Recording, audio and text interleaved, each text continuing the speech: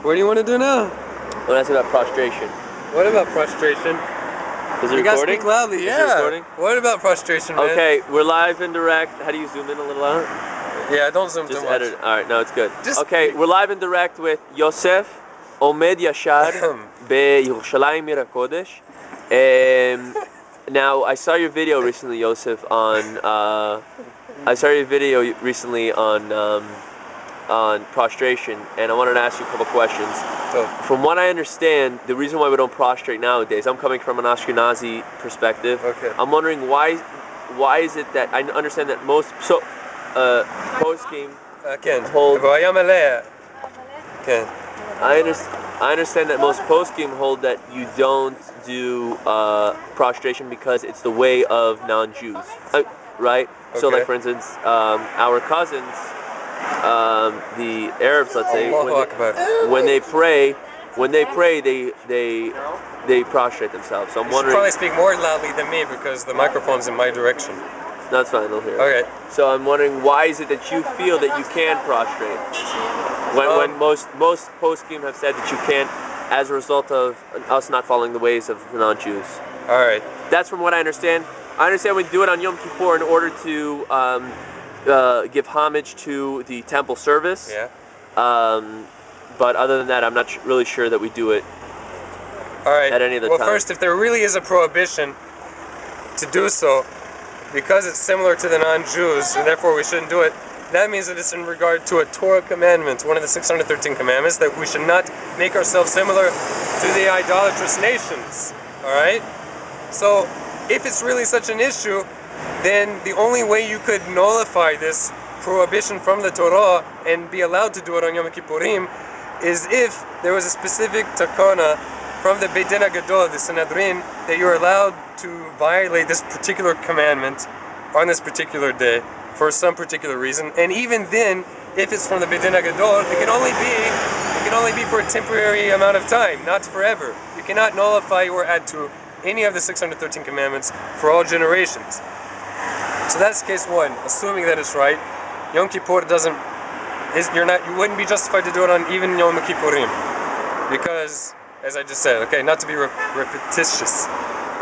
So why can we do it? Well, the number one reason is, first, the 613 commandments again, we are obligated to uphold the rulings of the sages of Israel, who were in the line of sages, judges, in the line of the court that was originally established by Moses, the Supreme Court of the Jewish people, the Beit Din HaGadol.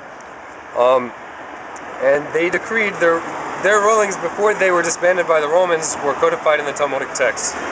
They decreed that we're supposed to prostrate at the end of every Shemona Esrei, every standing prayer that we say, we're supposed to prostrate flat. Now, anyone who does not do this, it's high-handedly, and says that you shouldn't do this in the situation that they know that the sages said that you're supposed to, they would actually be not only violating but rising up against this particular commandment of the Torah. Commandment d'oraita, Torah commandment, not rabbinic, that the sages' instruction, the sages of the Beit Din HaGadol were obligated to listen to what they say, and they said to do this. Now, this is even in the case that the non-Jews are doing the same thing.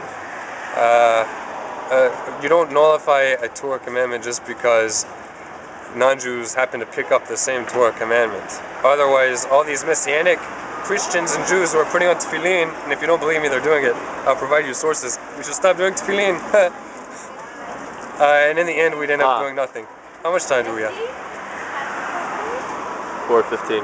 4:15 minutes? Okay. That's what we're on. Alright. So it doesn't matter that Muslims are doing some particular thing. If it's a Torah commandment to do it, kol hakavod that the Muslims learn from them. They should learn more Torah and eventually stop blowing themselves up and come to peace with us and with the rest of the world for the sake of Hashem's glory and praise. But the second thing, we're not bowing like Muslims. There are a number of little differences. I don't need to go into it. But one, we're talking about total flat prostration, and nowhere in Islam, to my knowledge and from my discussions with Muslims, do they ever prostrate flat with their hands and feet spread out. Yeah, I think that's good enough. One last thing. Are Muslims the only people in the world who prostrate? Were there not other non-Jewish nations in the world who were prostrating before Islam? Does it not appear throughout the Tanakh that non-Jews were prostrating all along? Non-Jews who were prostrating to idolatry. And yet we see that our forefathers throughout the Tanakh and Hazal and the Talmud continue to prostrate. So if there's any logical reason to stop prostrating, would not our forefathers have already ceased?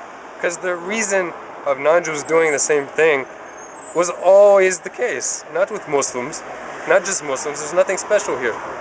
They end. So may Hashem restore His people to their former glory, to the glory of His name, and grant to each of us humility and understanding to come to recognition of truth and to lay down our misconceptions when they become apparent to us. Amen.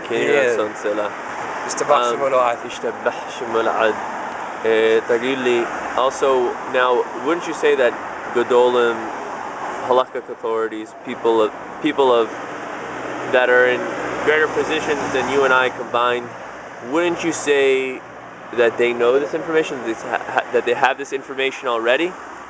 Like, and they don't encourage it, or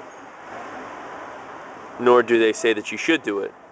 So how can it be that you know more than they do? With all due respect. I definitely don't think that I know more than they do. There's your bus, so you gotta go. This will pick up in the next clip. Shavua tov. Toda raba.